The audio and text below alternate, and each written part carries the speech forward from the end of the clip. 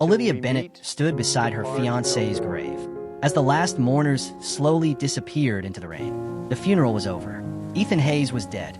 At least, that was what everyone believed. Because when Olivia looked across the street, she saw him watching her. Rain fell steadily over the cemetery. Black umbrellas dotted the landscape. Fresh flowers surrounded a newly covered grave. Olivia stared down at the headstone. Ethan Hayes, 1994, 2026. 3 weeks earlier, they had been choosing wedding invitations. Now she was burying him. The official report called it a boating accident. No survivors. No body recovered. Everyone eventually accepted it. Everyone except Olivia. Something about Ethan's death never felt right. Maybe it was instinct, maybe it was denial, or maybe part of her already knew the truth. As the final guests left the cemetery, Olivia remained behind. Alone, rainwater slid across the polished stone. She touched the engraved letters gently. "I don't believe you're gone." A passing car splashed through a puddle nearby. Olivia looked up and froze. Across the street, beneath a dark umbrella, stood a man, watching her. Her heart stopped. The face, the posture, the eyes. Ethan, alive. Olivia's breath caught in her throat. For a moment, the entire world seemed to stop moving. Then the man lowered the umbrella slightly. Just enough for her to see him clearly. It wasn't someone who looked like Ethan. It wasn't a stranger. It was Ethan Hayes, the man she had buried that morning. Then he turned, walked away, and disappeared into the rain. Olivia ran, across the street, through traffic, through puddles, through disbelief. But by the time she reached the corner, he was gone, completely gone. The police dismissed her immediately. Grief can cause confusion. Grief can create illusions. Grief can make people see things. At least, that was their explanation. Her friends agreed. Her sister became concerned. "You need rest, Olivia." But Olivia knew what she had seen, and that certainty slowly became an obsession. 3 days later, she returned to Ethan's apartment, a place she had avoided since his death. The moment she stepped inside, something felt wrong. The apartment was spotless, too organized, too prepared. Then she noticed the closet, empty, completely empty, not cleaned out after death, prepared before it, as if someone had removed everything important. Before disappearing, Olivia began searching. Drawers, cabinets, boxes, anything that might explain what was happening. Hours passed, then she found it, a hidden compartment beneath a drawer. Her hands trembled as she opened it. Inside were passports, foreign currency, old photographs, and multiple identification cards. Every card carried Ethan's face, but none of them carried his name. Olivia's blood ran cold. Who had she been planning to marry? The deeper she dug, the stranger Ethan became. The university he claimed to attend? False. The company he claimed to work for? False. Parts of his childhood? Fabricated. His past wasn't missing.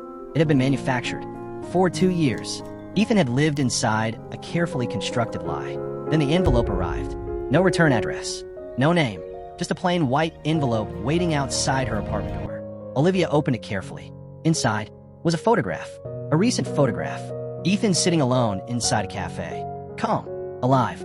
The photograph had been taken 2 days earlier. 2 days after his funeral. Olivia turned the photo over. 4 words were written on the back. "Stop looking." A chill moved down her spine. Someone knew she was investigating. Someone was watching her. And suddenly, this was no longer about grief. This was about survival. Someone knew she was investigating. Someone was watching her. And suddenly, this was no longer about grief. This was about survival. For the next week, Olivia barely slept. Every sound outside her apartment made her jump. Every unknown number made her nervous. Every stranger felt suspicious. She told herself she was being paranoid. Then she noticed the black SUV, parked across the street, watching, waiting. The first time she saw it, she ignored it. The second time, she became uneasy. The third time, she knew it wasn't a coincidence.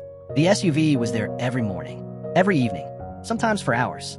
Its windows were tinted too dark to see inside. Whoever was sitting there didn't want to be recognized. Olivia began taking different routes to work, different coffee shops, different grocery stores. But somehow, the SUV kept appearing, always nearby, always watching. Fear settled into her life like a permanent shadow. Then something happened that changed everything. Olivia received another envelope. This one was different, heavier, thicker. Inside was a flash drive. Nothing else. No note, no explanation, just a flash drive. Her hands shook as she plugged it into her laptop. The screen flickered. A video appeared. Security camera footage. Grainy, black and white. Timestamped 3 nights before Ethan's supposed death. Olivia pressed play. Her heart nearly stopped. Ethan appeared on screen, walking through a parking garage, looking over his shoulder repeatedly. Nervous, afraid. Then another man entered the frame. Tall, broad shoulders, face hidden beneath a baseball cap. The two men exchanged something.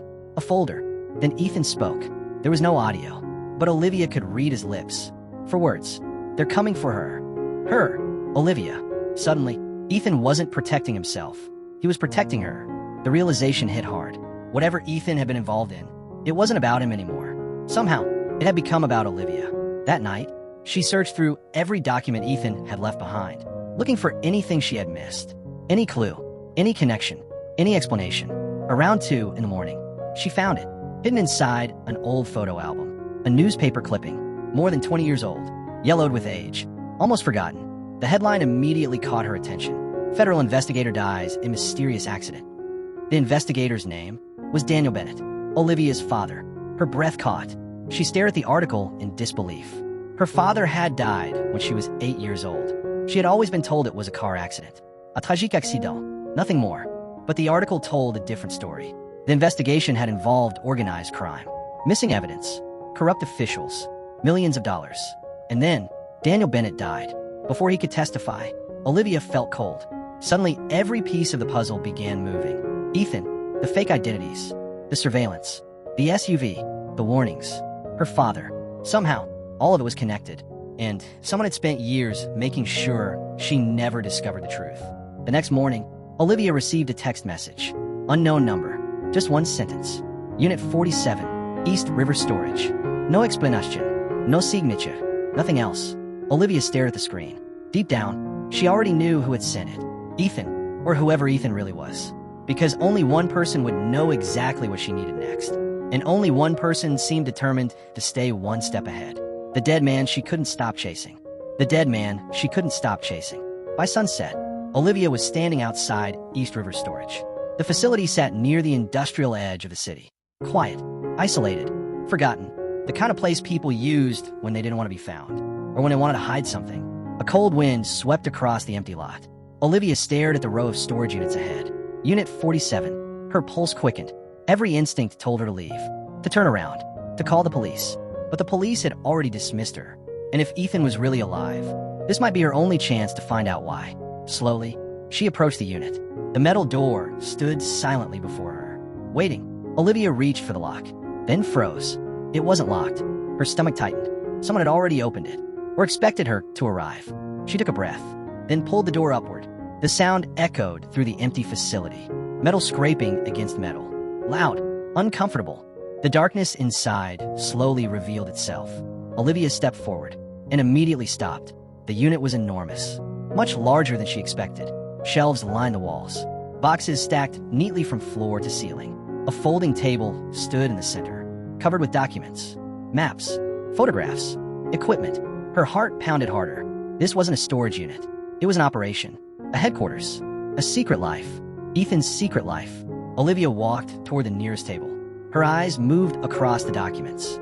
Passports, different names, different countries, different identities, all belonging to Ethan, or whoever he really was.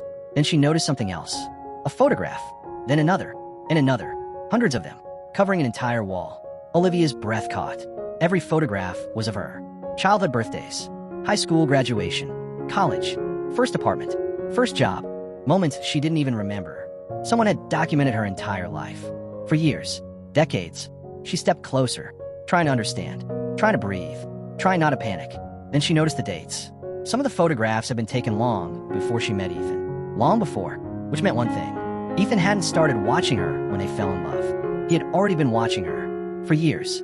Suddenly, every memory felt different. Every coincidence, every meeting, every conversation. Had any of it been real?